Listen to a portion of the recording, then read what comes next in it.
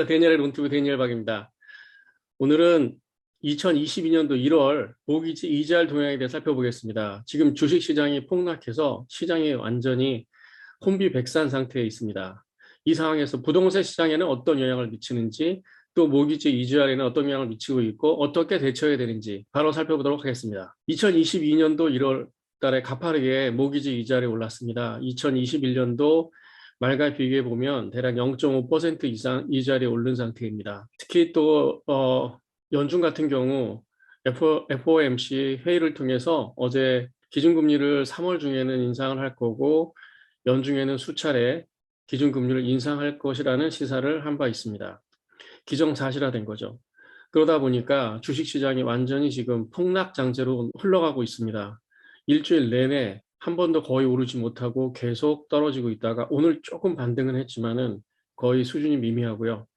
나스닥 같은 경우에 14,000이 붕괴된 지는 올해이고 24일 같은 경우에는 13,100 정도, 지금 13,770 정도 선을 유지하고 있는 상황입니다.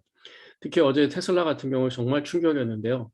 800불대로 다시 내려앉아서 11%나 폭락하는 장세를 보였습니다. 실적이 좋다라고 발표가 됐음에도 불구하고 이렇게 폭락하게 된 거죠.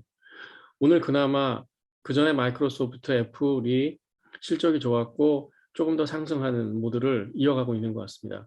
이렇게 시장이 굉장히 어지러운 상태인데 1월 달이 시작하자마자 모기지 이자율은 바로 0.5% 올라서 30년 고정 이자율 같은 경우에는 3.75%까지 솟았고요. 지금 조금 진정이 돼서 3.69% 정도가 평균 30년 고정 이자율로 보시면 됩니다. 15년 같은 경우에는 2.97% 정도, 2.95% 정도 형성되어 있습니다. FH론 같은 경우도 3.38%대를 형성하고 있습니다.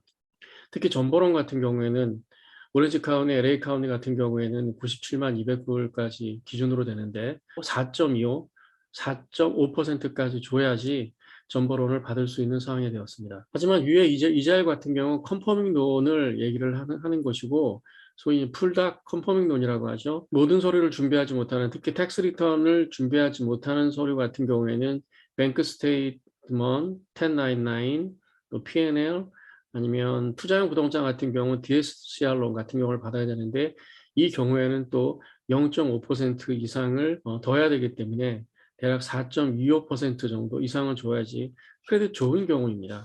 줘야만 융자를 받을 수 있는 상황입니다. 그렇지만 랜더 크레딧 같은 것을 받고 여러 가지 비용을 줄이는 방안이 있으니까 이것은 담당하시는 그 MLO하고 상담을 잘 해보셔야 될 것 같습니다. 아무튼 기준금리가 이렇게 아직까지 오르지 않았는데도 불구하고 모기지 이자율 같은 경우에는 0.5% 이상 오르면서 이미 선 반영되기 시작했고 본격적으로 3월 달에 기준금리가 올라가면 그만큼 이자율은 더 올라갈 것으로 예측이 됩니다. 지금 3.75% 정도니까 4%까지도 충분히 가고 4.5%까지도 연말 되면 올라갈 수 있다는 얘기가 될 것입니다.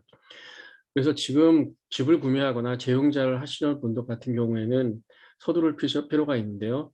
그것도 본인의 상황에 맞게끔 잘 생각을 하시고 결정을 하셔야 될 것 같습니다. 구매용자인 경우에는 늘 말씀드리는 거지만 다운 페이먼이 준비됐고 본인이 집을 살 준비가 되어 있는 경우에는 집을 사시는 거 정답입니다.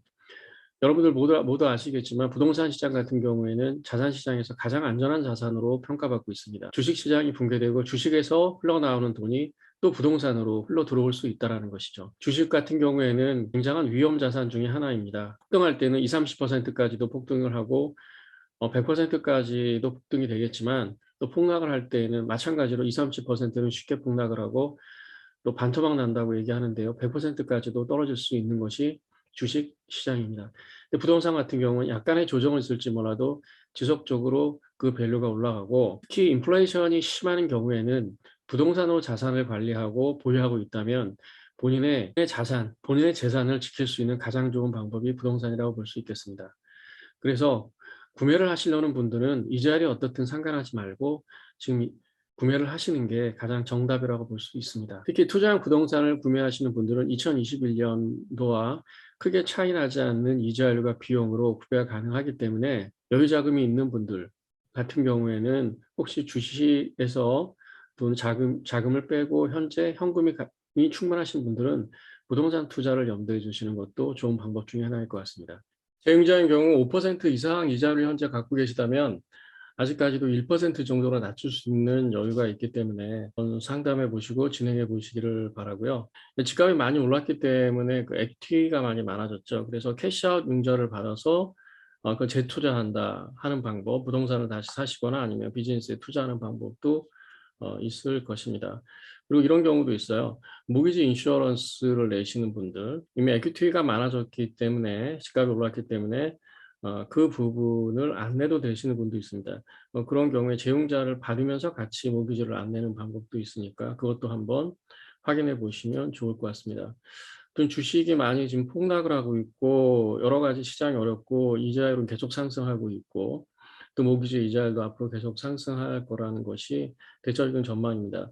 이런 경우에는 어떤 식으로든지 자신한테 가장 맞는 방법을 찾아서 부동산을 구매하거나 또 재용자 받거나 여러 가지 필요하신 분들은 대체해 나가셔야 될 것 같습니다.